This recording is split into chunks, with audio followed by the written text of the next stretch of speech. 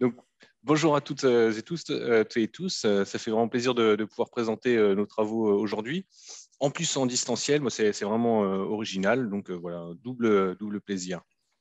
Et donc, on va vous présenter nos travaux intitulés Depuis la massification de l'enseignement en distanciel, quelles sont les intentions des enseignants en mobilisant la ludopédagogie?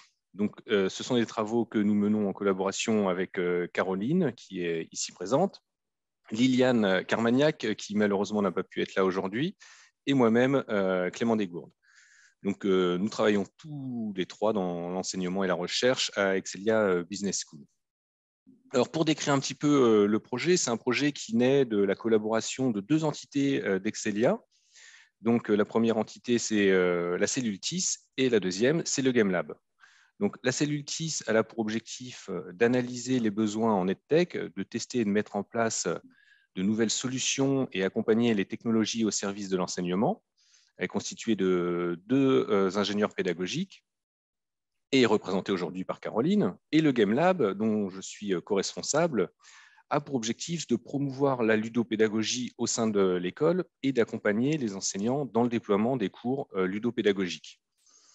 Et donc, le constat qu'on a pu faire, c'est avec l'apparition du Covid qui nous a tous impactés, les jeux qui étaient déjà mis en œuvre, ou certains qui ne l'étaient pas, ont dû nécessairement se faire en distanciel. Et donc, qui dit distanciel dit technologie. Et donc, c'est pour cela qu'on a travaillé en collaboration, le GameLab et la cellule TIS, pour développer les jeux de manière en distanciel. Et dans la logique de pouvoir promouvoir la ludopédagogie, on s'est demandé comment vous pouvez le faire. Et puis, on a pu voir que certains enseignants prenaient le pas, étaient vraiment proactifs, développaient les jeux par eux-mêmes ou avec notre aide. Et puis d'autres freinaient vraiment, ne veulent pas entendre parler de la ludopédagogie. C'est un petit peu ça qui nous a interpellés. Dans la mission du GameLab de promouvoir la ludopédagogie, on s'est intéressé à quelles sont les intentions des enseignants qui, eux, utilisent la ludopédagogie. Donc, voilà, on est parti de ce constat-là. Et puis, comme vous pouvez le voir, au sein d'Excelia, suite à une enquête, on a pu voir que 16% des enseignants développaient déjà des cours en lien avec la ludopédagogie. Donc voilà, c'est vraiment une problématique qui est issue du terrain.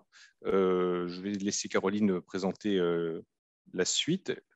Je me présente rapidement, donc Caroline O'Neill, je suis ingénieure pédagogique à Excelia et puis doctorante en sciences de l'éducation au sein de l'Université Paris-Nanterre. Donc, je reprends la suite. Quelque chose aussi qui était étonnant, juste pour rebondir sur ce qu'a dit Clément, c'est que ces jeux, ils ont été créés dans un contexte particulier qui était déjà très particulier, qui était le Covid. Donc, c'est-à-dire qu'en plus de la difficulté d'enseigner en ligne, ils se sont rajoutés une deuxième difficulté qui est de créer des jeux et donc de les mettre en place pendant une période déjà compliquée. Donc ça, c'est vrai que ça nous a questionnés. C'est-à-dire qu'il y a quand même des enseignants qui sont particulièrement motivés face à un contexte qui pourrait paraître difficile. Donc évidemment, on a fait un peu une revue de la littérature, un peu un état de l'art de ce qui se disait déjà de la gamification de l'enseignement en général et plus particulièrement en ligne. Alors, on a fait un choix délibéré de parler de gamification de l'enseignement au sens vraiment large de sa définition, telle que décrite par CAP en 2012, c'est-à-dire de transporter l'intérêt motivationnel du jeu dans un domaine traditionnellement non ludique, en utilisant le ressort des points, des challenges, de la fixation d'objectifs pour gagner des points, de missions scénarisées, etc. Et on a vraiment écarté la simulation simple, qui était déjà des pratiques très répandues, surtout dans la gestion, et le divertissement, les du divertissement. Donc, qu'est-ce que nous dit la littérature sur la gamification en général? C'est que même s'il n'y a pas vraiment de consensus sur l'acquis de l'apprentissage, c'est-à-dire la rétention de la connaissance et la réussite aux examens, au niveau ça ne favorise pas forcément ça. En tout cas, les méta-analyses, il n'y a pas un vrai consensus. Par contre, il y a un consensus autour de la favorisation de processus psychocognitifs qui nous emmènent à plus d'attention, une motivation en engagement en général plus élevée et une satisfaction des étudiants au regard de l'atmosphère que créent ces pratiques. Ensuite, évidemment, la littérature nous met en garde sur certains freins de la gamification, et notamment en ligne. C'est qu'elle pourrait augmenter le stress des apprenants comme des intervenants. Des problèmes vécus, donc là, c'est plus en ligne, mais au moment du déploiement, de la mise en place, qu'on pourra avoir plus de problèmes techniques notamment, et aussi des freins liés à l'acceptation, notamment institutionnelle, de ces pratiques-là, qu'on est dans des cursus plutôt sérieux, entre guillemets, ou traditionnels dans l'éducation, dans l'enseignement supérieur. Il peut exister des freins. Et puis ensuite, nous, on a aussi utilisé une littérature plus sciences de l'éducation, psychologie, pour savoir quel genre de questions on allait pouvoir poser dans nos entretiens au regard des postures, donc des postures pédagogiques, pour pouvoir les parler d'intention. Il a fallu qu'on définisse nous-mêmes, en fait, finalement, c'est quoi une intention. Et c'est parti de cette idée que, en fait, on a tous des postures et qu'elles ont une manifestation physique par nos actions de formation, et que ces actions de formation, elles sont orientées par nos intentions. Voilà, si c'est clair, je te laisse la main, Clément. Mais oui, c'est très clair.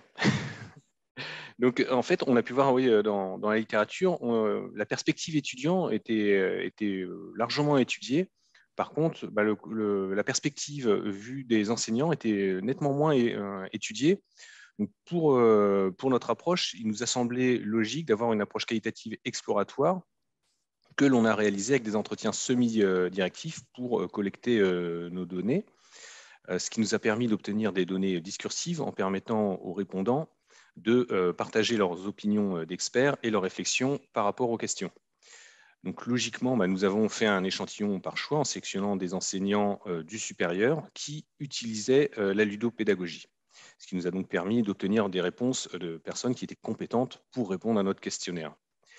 Le questionnaire s'appuie à la fois sur donc, les besoins concrets de l'école Excelia et puis s'appuie également sur la littérature et nous a permis de comprendre ce qui était mis en place par les enseignants, d'avoir leur feedback sur l'efficacité de la méthode, de voir quels étaient les freins et les leviers pour mobiliser la ludopédagogie. Dans le sens, qu'est-ce qui les poussait à utiliser la ludopédagogie et puis inversement, qu'est-ce qui pouvait les freiner un petit peu à utiliser cette ludopédagogie. La collecte a été réalisée simultanément par les trois enseignants-chercheurs que nous sommes, avec Caroline et Liliane. Compte tenu du contexte Covid, on a fait tous nos entretiens en distanciel avec Teams ou avec Zoom.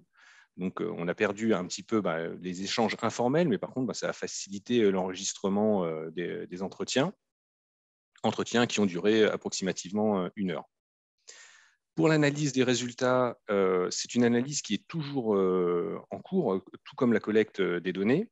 Donc, c'est une analyse qui est réalisée donc, par les trois auteurs, ce qui permet donc d'affiner la structure thème sous thème en fusionnant ou parfois en séparant certains sous-thèmes en fonction de similitudes ou des différences que l'on peut détecter. Mais là encore, j'insiste, c'est un travail qui est encore en cours, donc le codage va évoluer. Et donc, Caroline va vous présenter les premiers résultats que l'on peut avoir sur cette étude. Merci. Donc, en effet, on parle de premiers résultats. Donc, les résultats préliminaires, ils nous laissent penser en fait que l'action de formation, donc l'intention de formation, elle a été principalement motivée par deux types d'intentions. Donc, dans les intentions assez classiques, les intentions pédagogiques, qui sont déjà un concept défini.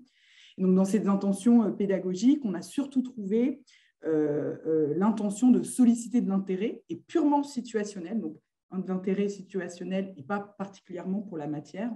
Et puis ensuite aussi, quelque chose qui nous a relativement étonnés, c'est qu'il y a aussi plusieurs éléments nous ont permis de dire qu'il y avait aussi une intention de changer le rapport à la matière. Pour vous donner un tout petit exemple, ce n'est pas forcément clair, c'est-à-dire, vous savez, les maths, ce n'est pas drôle, alors encore moins, la compta, ce n'est pas drôle, alors encore moins en ligne, il fallait bien faire un jeu pour qu'ils aient envie de venir. Voilà. Ensuite, et donc le deuxième type d'intention qui est moins discuté quand on parle de pédagogie, c'est les intentions en fait plutôt personnelles, c'est-à-dire la recherche de plaisir personnel au moment de la séance de formation. et la recherche de plaisir en groupe, mais personnelle. Et puis, en fait, cette recherche de plaisir, on a vu qu'elle était animée par des intentions liées à l'appétence déjà existante pour le jeu. Hein, donc, une espèce de culture jeu qui existait déjà chez les répondants. Alors, ça c'est pour dire que ça a créé un petit peu une forme de surprise, pour conclure, hein, parce que je sais que là, on est déjà en train de dépasser.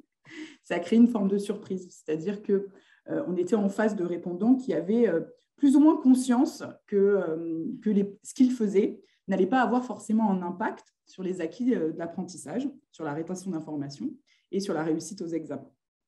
Et qu'ils l'assumaient et ils en étaient plutôt conscients. Alors, qu'est-ce que ça nous a permis de réfléchir un petit peu à ce stade-là? Qu'est-ce qu'on peut faire, nous? On peut se faire des auto-préconisations, et ce qu'on fait déjà. C'est-à-dire qu'on va peut-être, au lieu d'essayer de convaincre nos collègues, le corps professoral, que le jeu, c'est bien parce que ça motive, ça engage, et que derrière, il y aura sûrement un meilleur apprentissage, plutôt aller vers des pratiques, des rencontres et des moments d'échange autour du jeu en lui-même pour créer une culture jeu au sein du corps professoral et engager plus d'enseignants à adopter ces pratiques. Voilà. Clément, je ne sais pas si tu veux rajouter quelque chose. Non, c'est parfait. Oui, c'est parfait. Y a des questions. Vu le timing, c'est nickel. Merci Caroline et Clément. Oui, alors il y a une question et j'imagine qu'on vous la pose à chaque fois. En ligne, c'est bien, mais est-ce que vous pensez que vous auriez des résultats proches pour l'usage de jeux en présentiel? Alors, il y aurait certainement un gap qui serait moins important. C'est que là, il y a vraiment eu un fossé à franchir et qui fait que les freins ont été plus importants pour certains, parce que soit il fallait repenser leur jeu, donc fallait le modifier, donc il fallait avoir une vraie motivation pour le faire. Et puis après, il pouvait y avoir les problèmes techniques qui sont également plus importants que lorsqu'on le fait en présentiel. Donc, mais sur les résultats, Clément, sur les résultats, qu'est-ce que vous en pensez? Non, je pense qu'on aurait… Enfin, oui. Non, je pense que là, c'est un concours de circonstances. On a voulu faire quelque chose autour de la gamification en ligne au regard d'un résultat qui était sorti d'une enquête qui était assez impressionnant. Et surtout, nos propres expériences en tant qu'enseignants en ligne, où on a dit, bah oui, c'est vrai, transposer son jeu en ligne, c'est vraiment compliqué. Pourquoi on a persisté, en fait, hein, donc c'est ça. Mais je pense que finalement, les résultats seraient relativement les mêmes si on parlait dans un contexte dit plus normal. Oui, il y a vraiment cet aspect culture-jeu qui a été assez présent. D'ailleurs, je pense qu'on peut le voir à travers les différents intervenants. En général, c'est tout le temps des personnes qui sont vraiment passionnées et qui savent pourquoi elles font du jeu. C'est pas lié au hasard. D'accord. Bien, merci beaucoup Caroline et Clément. On est pile à 30. On va passer sur la troisième présentation. Donc, est-ce que David et ou Myriam sont là? Je vous désépingle. Caroline et Clément. Oui, nous sommes là. Oui, tous les deux, nous sommes là. Ok, donc je vais voir. Alors, oui, Myriam, je vous vois. Je vous épingle. Et David? Et David, est-ce que vous pouvez dire quelque chose pour apparaître? Oui, je suis là. Voilà, super. Vous m'entendez? Je vous épingle. Voilà, merci beaucoup Myriam et David. Eh bien, écoutez, on vous écoute. Alors, il faudrait que tu partages ton écran déjà. Je vais partager mon écran. Voilà.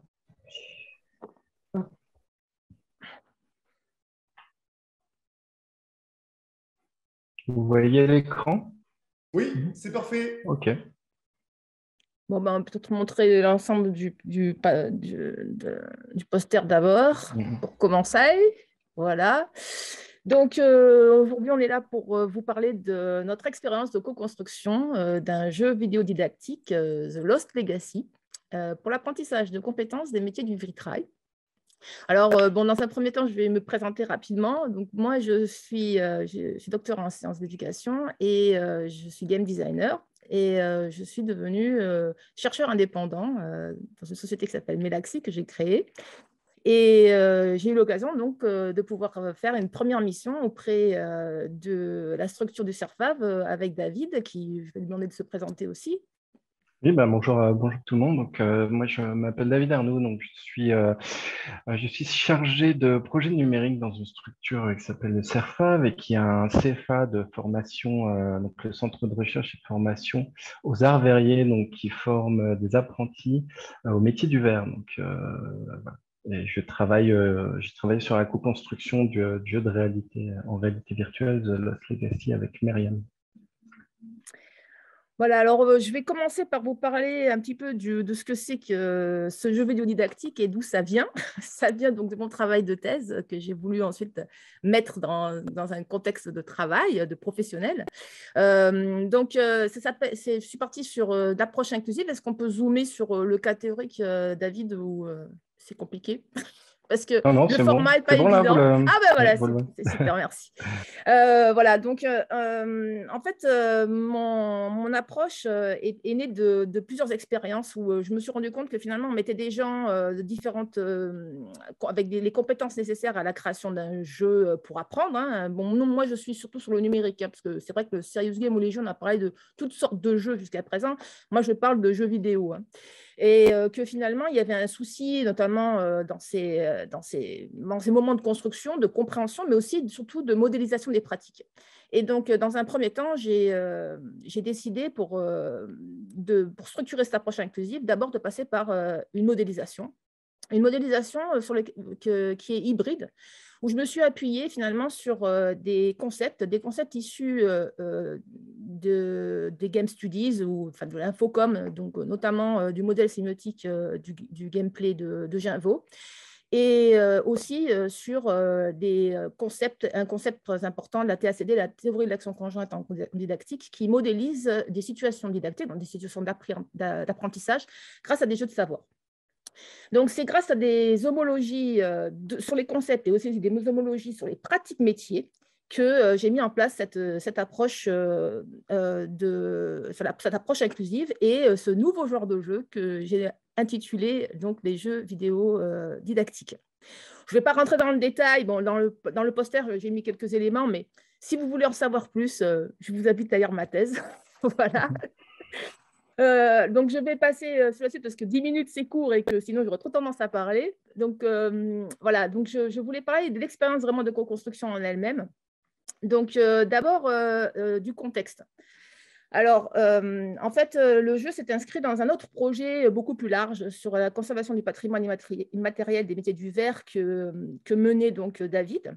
D'ailleurs, le projet Ghost ainsi que des débuts de présentation de ce projet ont donné jour à une journée d'études au CNAM, au Musée des Arts et Métiers à Paris. Donc, c'était la mise aussi en valeur d'un vitrail, le Christ de Wissembourg. Je ne sais pas si je prononce correctement. Wissembourg, oui. Wissembourg. Qu'on retrouve ici. Le plus ancien vitrail figuratif intact du monde conservé en France, voilà, à Notre-Dame de Strasbourg. Donc, je suis arrivée où il y avait déjà un projet, un contexte. Tu peux remonter un petit peu quand même. Et et il y a eu une demande, c'est-à-dire qu'ils ne voulaient pas se contenter uniquement d'aller sur la conservation du patrimoine, mais aussi aller sur des objectifs de formation et notamment de tester des nouvelles approches et des innovations. Donc, ça a intéressé le CERFAV et donc David de pouvoir utiliser mon approche. Voilà.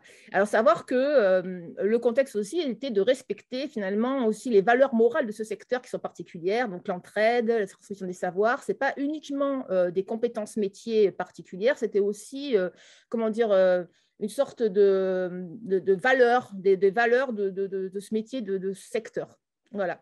Et pour moi, c'était facile de transposer dans ce type de métier-là parce que finalement, travailler un matériau comme le verre, c'était finalement une façon d'invalider ou de valider des actions du même type que dans le jeu vidéo.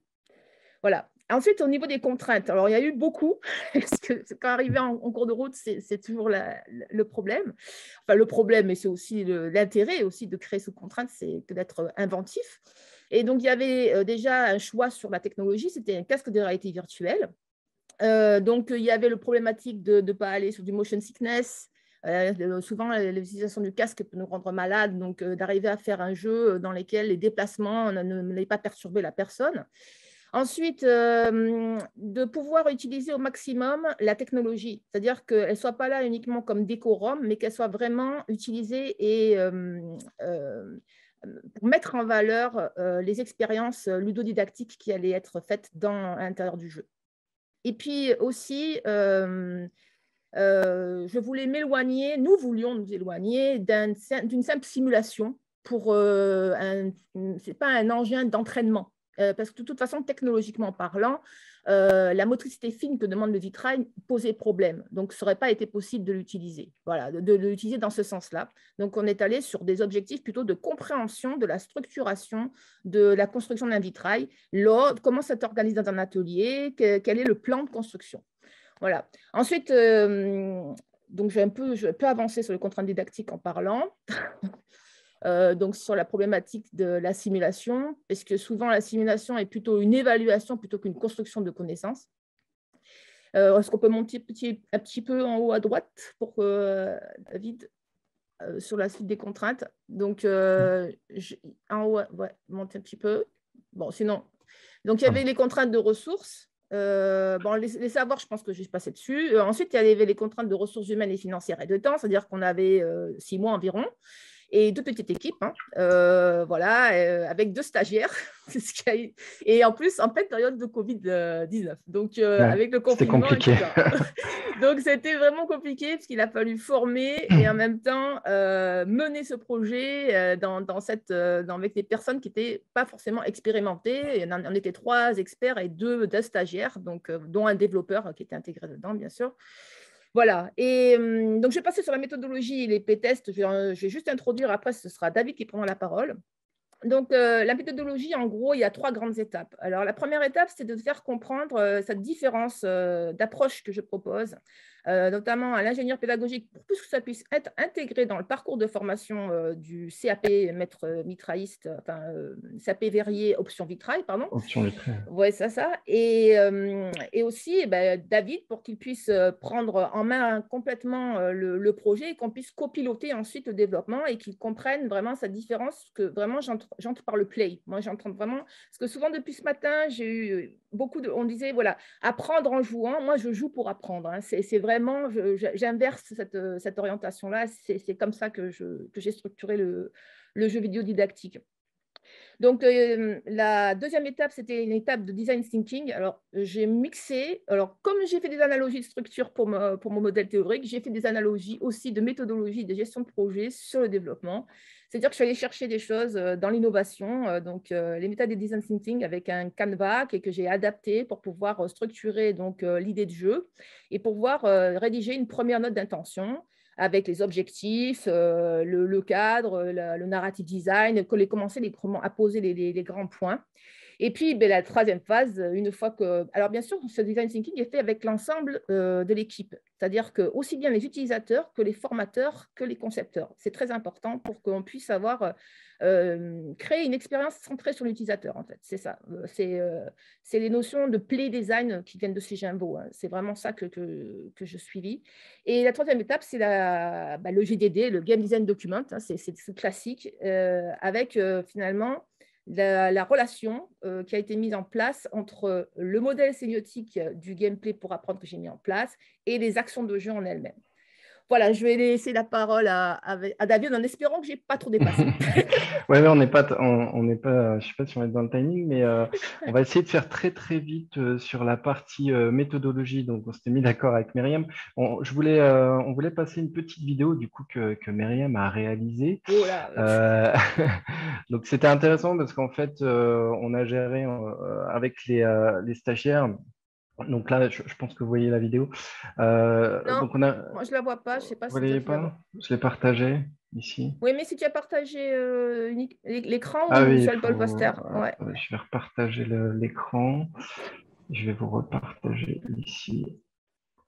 C'est celui-là. Vous le voyez? l'écran de Oui, la c'est vidéo. bon, c'est bon. Voilà. Donc là, c'est le CERFAV, donc c'est les étudiants. On avait installé au préalable des questionnaires, donc avec 6 binômes, donc on avait 12 étudiants avec qui on a commencé à travailler. Donc là, ce sont des apprentis. Il faut bien garder en tête que ce sont des apprentis qui ont déjà une année de formation, donc qui connaissent déjà le métier. Ça, c'est tant dans les playtests par rapport aux questions qu'on leur avait posées.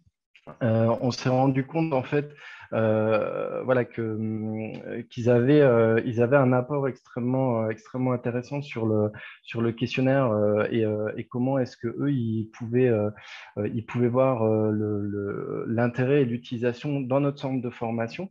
Et donc, on a eu des retours extrêmement positifs en termes de transmission de savoir et de savoir-faire. Donc là, on peut voir voilà, les différents étudiants qui ont fait les tests chez nous. Donc, on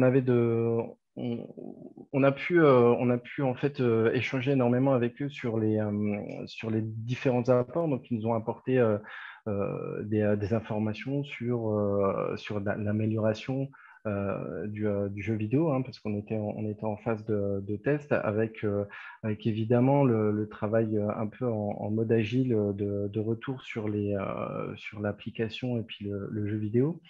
Et ce qui était important aussi de voir, c'était leurs suggestions ensuite au niveau de leur métier, au niveau de leur pratique. Donc, comme l'a expliqué Myriam, on découvre dans le jeu vidéo en fait les étapes de fabrication, de reproduction d'un vitrail, et on a pu voir vraiment l'intérêt à un moment donné alors plutôt en début de formation pour de la découverte, pour des apprentis qui découvrent le métier. Quel intérêt pouvait avoir cette partie, enfin en tout cas le game design particulier didactique de Myriam, quel intérêt ça pouvait avoir sur des nouvelles modalités en fait de formation. Donc voilà, ces joueurs-là étaient plutôt déjà habitués à utiliser de la VR. Après, on a eu assez peu en fait de problématiques au niveau des playtests. Et on a eu plutôt une conclusion très positive sur l'usage et l'intérêt ici de notre conception, de la conception avec Myriam. Donc, pour pas trop dépasser, peut-être je vais attaquer la conclusion, Myriam, ce que tu en penses. Vas-y. Ah oui, C'est les organisateurs là qui doivent nous dire attention. Il faut conclure, David. Donc je conclue voilà, rapidement elle est au milieu. voilà, ici sur les différents éléments de la conclusion. Donc nous on a vraiment des problématiques voilà, de transmission de savoir-faire varié. Donc là on s'est rendu compte que vraiment ces nouvelles modalités avec ces technologies qui sont de la réalité virtuelle, mais surtout la pertinence de l'approche inclusive, la conception didactique pouvait apporter justement favoriser la transmission des savoir-faire et développer des nouvelles méthodes pour valoriser les métiers d'art manuel, que ce soit dans l'artisanat ou dans l'industrie. Et ça, c'est des éléments qui sont extrêmement importants pour des métiers qui ont une représentation parfois un peu poussiéreuse. Et voilà, pour nous, c'est déjà de mettre un pied, même si ce n'est pas parfait, dans ces nouvelles modalités-là pour nos apprentis. Voilà, j'ai dépassé d'une minute. Merci. Myriam, peut-être si tu veux faire un... Non, c'est bon, on a fini là, il ne faut pas dépasser. C'était juste la médiation culturelle, donc tu n'avais pas fait part. Oui. Voilà. Mais bon, c'est pas grave. L'outil aussi très utilisé en médiation culturelle, ça fait partie de notre kit aujourd'hui. On en parlait ce matin de la médiation culturelle. Voilà, on l'utilise aussi beaucoup, nous, ici en formation et dans nos expositions pour de la médiation culturelle auprès du grand public. Et du recrutement dans cette formation? Alors, c'est une question que s'est posée Myriam, justement, dans nos discussions. Et voilà, on peut oui, le recrutement, par exemple, sur les salons, nous, on a des liens avec, par exemple, des grosses industries comme Arc International, Baccarat, grandes manufactures qui peinent énormément en fait, à recruter des apprentis, justement par rapport à cette représentation des métiers, donc chez les publics hommes, et enfin, vous imaginez encore plus chez les publics de femmes. Et c'est vraiment le type d'outils et puis d'expérience qui peut être extrêmement intéressant pour l'attractivité de ces métiers-là. Et aussi, technologiquement, ça pourrait intervenir dans les recrutements en amont, en fait. D'accord. Voilà. Bah, merci beaucoup. C'était la question. N'hésitez pas à se moi, poser des questions. juste pour Myriam, on n'a pas le temps enfin, Myriam, non, et David, bien sûr, vous deux, vous n'avez pas le temps de répondre. C'est juste pour vous dire qu'il y a eu quelque chose, une discussion autour de la didactique professionnelle. Est-ce que c'est une thématique, voilà, peut-être à creuser, sauf si vous l'avez fait. Et juste aussi pour répondre à une question de Myriam, vous n'êtes pas obligé de passer directement à la thèse. Il y a un article de 7 pages qui a été écrit par David et Myriam et qui sera dans les actes. Donc, entre le poster et la thèse, il y a un article un petit peu plus détaillé.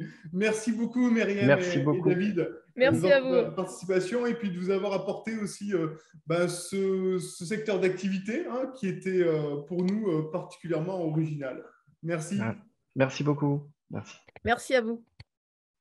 Hop, ça.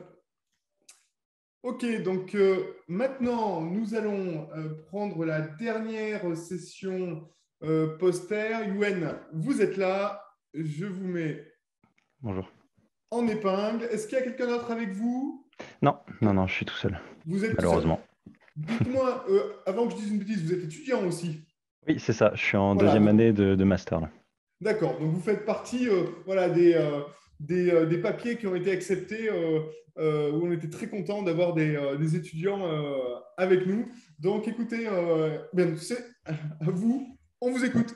Ouais, alors je partage mon écran. Est-ce que tout le monde le voit comme il faut? Ça charge. C'est bon. C'est bon. On n'a que le poster, pas mon deuxième écran. Ok, super. Du coup, merci. Merci pour l'accueil et pour les présentations d'avant. C'était vraiment super intéressant. Donc, je vais vous présenter mon travail sur la performance dans l'e-sport d'élite d'un point de vue fatigue et performance cognitive. Je vais commencer par mettre un petit peu de contexte sur la création, le départ de cette étude. En fait, ça vient vraiment d'une question terrain, ce questionnement-là. Avec les équipes avec lesquelles j'ai pu travailler, et particulièrement avec la dernière équipe avec laquelle j'ai fait ce travail d'étude et avec laquelle j'ai travaillé, on se posait toujours la question du temps d'entraînement pour les joueurs e-sportifs, donc pour les joueurs de jeux vidéo compétitifs. De combien de temps il fallait qu'on fasse s'entraîner les joueurs, à partir de combien de temps les joueurs n'étaient plus forcément dans les meilleures conditions pour jouer. Et donc, c'est une question qu'on s'est posée avec le coach principal qui, lui, avait l'habitude de se baser sur des retours subjectifs de ses joueurs. Donc, en gros, le soir, après la journée d'entraînement, le coach demandait aux joueurs comment vous vous sentez par rapport à demain. Est-ce qu'on met 1, 2 ou 3 blocs d'entraînement? Et en fonction de ça, on adaptait ce qu'on peut appeler la charge d'entraînement pour le joueur sportif. Cette question-là de la charge d'entraînement, elle existe déjà beaucoup dans le sport traditionnel. On a des modèles comme celui dont je parle dans le poster, le modèle en ciseaux de Baumeister qui est utilisé pour la quantification de la charge d'entraînement sportive d'un point de vue traditionnel, qui prend en compte le fait que chaque origine du stress, chaque zone de stress ou temps de stress va demander un temps de récupération équivalent pour retrouver ces ressources qu'on va pouvoir mettre à disposition pour l'entraînement ou pour la compétition. Et le problème, c'est que dans la pratique, le problème ou la limite, c'est que dans la pratique sportive, on se rend compte que l'objectif ne va pas être de courir le plus loin possible, de sauter le plus loin possible ou d'être capable de courir longtemps. Mais du coup, comment est-ce qu'on va s'appuyer, comment est-ce qu'on va remarquer cette fatigue ou cette détérioration de la performance sans se baser sur les tests physiques comme on peut les connaître dans le sport traditionnel. Donc la question, elle s'est posée à partir de ça. Donc comment est-ce qu'on va réussir à mesurer cette fatigue mentale qui va potentiellement être produite par l'entraînement sportif, sachant que la performance sportive va se baser en partie sur la capacité à rester concentré sur des longues durées ou à mettre en place ses compétences, à mobiliser ses compétences cognitives pendant des longues durées ou de manière répétée. Du coup, à partir de ça, on a commencé à faire un tour de la littérature sur les connaissances qu'on avait et il y a de la littérature spécifique sur la fatigue cognitive qui démontre en fait que quand on réalise une performance cognitive, on utilise des ressources et si on ne laisse pas le temps nécessaire à ces ressources pour se remobiliser, ben on va avoir une détérioration de la performance cognitive sur le temps. Du coup, l'idée de cette étude-là, et j'ai pris un peu de temps pour l'expliquer parce que je pense que c'est important, c'était vraiment de faire le lien entre cette fatigue cognitive qu'on pouvait connaître et les moyens de la quantifier finalement dans un cadre qui n'est pas basé sur la performance physique.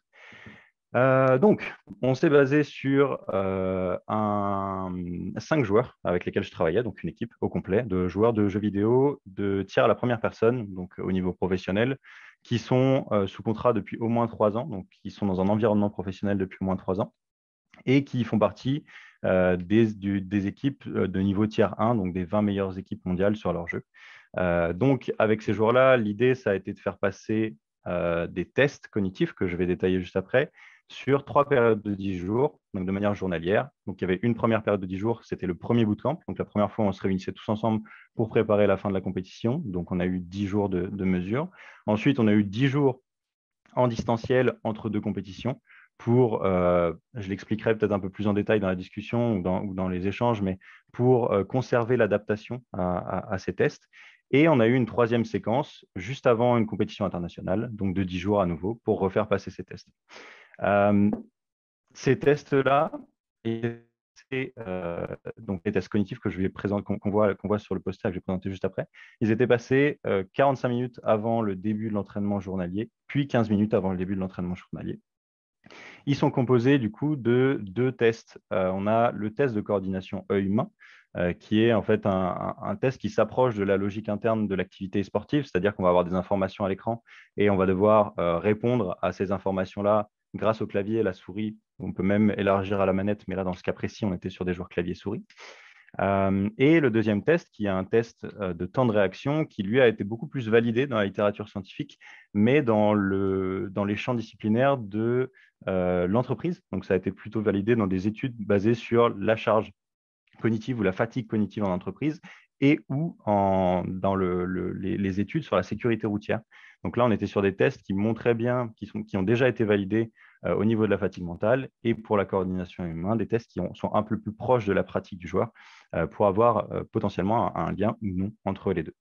À la fin de ces journées d'entraînement, après l'entraînement ou la compétition, je faisais passer aux joueurs un questionnaire qui s'appelle le NASA-TLX, donc le test de charge mentale, qui questionne le joueur sur la charge de travail perçue, sur des variables comme la charge mentale, la charge physique, la charge temporelle, le niveau de performance perçu, l'effort perçu et le niveau de frustration. Donc l'idée, c'était vraiment d'avoir en globalité le point de vue du joueur sur son entraînement et sur comment il a perçu cette charge. Et donc, au final, d'essayer de faire des liens entre la performance cognitive brute avec les tests et la performance cognitive perçue, la fatigue cognitive perçue par les joueurs à la fin de l'entraînement. Donc, ça me permet de faire le lien directement en fait, avec les résultats. Les premiers résultats, en tout cas, parce que je n'ai pas encore tout traité, on a quelques données qui sont intéressantes, mais en tout cas, les premiers résultats sur les tests de coordination œil-main sur le premier bloc de 10 jours. Donc, on le voit sur l'écran, sur les 4 premiers jours, on a cette espèce de plateau d'apprentissage, d'adaptation au test où les performances vont diminuer. Donc, les performances le temps pour réaliser le test va réduire, donc les performances vont augmenter sur ces tests-là. Et ensuite, on va avoir sur la fin de la période les points rouges que j'ai pu noter sur le graphe pour représenter les moments où la performance cognitive elle va se détériorer. Et ce qui est intéressant et qui confirme certaines hypothèses déjà de la recherche pour la quantification de la charge d'entraînement dans le sport traditionnel, c'est que les jours où on va avoir une détérioration de cette performance cognitive, la veille de ce jour, on a une détérioration de la performance, on va avoir une perception du joueur de la charge physique ou mentale beaucoup plus élevée que la moyenne. Donc, en fait, la veille des jours où ils vont avoir une mauvaise performance cognitive, ils vont rendre compte d'un niveau de charge élevé après l'entraînement. Donc, c'est encourageant. Ça va être intéressant pour moi par la suite sur le terrain parce que ça va permettre de travailler en direct avec les entraîneurs et ou, pourquoi pas, dans la finalité, de travailler aussi avec les joueurs et leur perception de fatigue. Donc, voir si eux peuvent faire le lien entre cette perception de fatigue et la fatigue qu'on peut quantifier grâce à ces tests-là. Et donc, dans l'idée plus globale et plus générale, pour aller un petit peu plus dans la discussion et ouvrir aux questions, l'idée, c'est aussi de trouver des nouveaux témoins de la fatigue mentale. En fait, quand on passe une journée de travail dans l'ordinateur ou qu'on joue aux jeux vidéo, même pour le travail, du coup, toute la journée devant l'ordinateur, à la fin de la journée, on est fatigué, mais ce n'est pas de la fatigue physique comme quand on va faire du sport. Pourtant, on est quand même fatigué et on n'est pas forcément capable de quantifier cette fatigue-là pour mettre en place des moyens adéquats de ressourcer ces ressources, du coup, individuelles, pour être prêt à être efficace sur le long terme. Du coup, l'idée, c'est d'élargir sur différents publics, mais aussi de spécialiser ces tests-là. Et ça va être dans les prochaines étapes, et c'est le travail que je vais mettre en place maintenant avec ma nouvelle structure chez G2. Ça va être de travailler avec des laboratoires de cadrage un peu de ces deux mesures, comme MLab ou comme Kovac, pour s'approcher de plus en plus en fait, de la pratique directe du joueur, pour isoler des variables. Donc, ça peut être la variable temps pour faire un trajet dans le jeu ou temps pour tirer un certain nombre de cibles dans le jeu. Et en fait, grâce à ces données-là, on pourra potentiellement aussi faire le lien avec certaines compétences cognitives et voir si ce sont de bons témoins de la fatigue mentale de manière journalière. C'est tout pour moi. Donc, je serais très content de répondre aux questions s'il y en a. Merci, Youen. Je pense que là, tu as eu un petit appel du pied pour une thèse de doctorat auprès de Pascal Brassier. Il y a une question d'Olivier Perlot. Envisagez-vous d'étudier d'autres facteurs de la performance e-sportive? Et je laisse la main à Antoine, qui est beaucoup plus calé que moi sur ce sujet pour rebondir. Salut Antoine. Donc, d'autres facteurs. Donc, c'est dans quel cadre peut-être qu'on peut préciser, parce qu'il y en a beaucoup. L'idée, pour moi, à partir de l'année prochaine, c'est de commencer ma thèse à partir de septembre sur les sources de fatigue pour le joueur sportif. Donc, d'un point de vue psychophysiologique, voire avec quelques biofeedbacks. Mais il y a encore beaucoup de choses à définir vraiment, parce que c'est forcément la définition de la fatigue. Elle est très large et c'est difficile de dissocier un facteur d'un autre. Donc, oui, pour répondre à la question, oui, je vais continuer de travailler sur ces facteurs et élargir au maximum. Ensuite, lesquels en particulier, ça va être à définir, je pense, très rapidement. Myriam a une autre question. Est-ce que vous avez établi une différence entre la charge cognitive issue du jeu et une autre charge cognitive professionnelle? Non, pas du tout. Justement, ça fait partie des choses qui seraient vraiment intéressantes à mettre en place. C'est des questions qu'on a vraiment, des questions terrain finalement, finalement, c'est quoi le lien entre la fatigue qu'on a quand on est concentré sur un jeu et qu'on réalise du coup différentes actions dans le jeu et qu'on réalise une tâche au travail. Je pense qu'il y a aussi l'aspect motivationnel qui va rentrer en jeu pour la littérature que j'ai pu balayer. L'aspect motivationnel va forcément rentrer en jeu sur cette perception de la fatigue-là et même pour aller plus loin sur l'inhibition de la fatigue perçue. Mais en tout cas, c'est très intéressant et j'aimerais bien pouvoir aller plus loin dans ce sens-là.